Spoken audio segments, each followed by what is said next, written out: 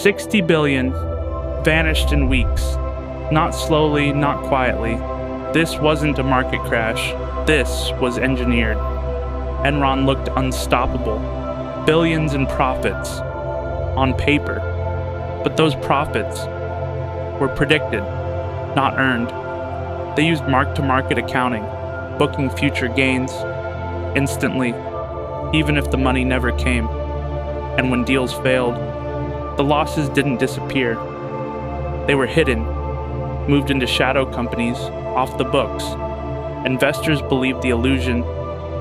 The stock kept rising until the truth started leaking. Confidence collapsed. The stock crashed from over $90 to less than $1. And just like that, $60 billion gone. Enron didn't just fail. It exposed how fragile trust really is.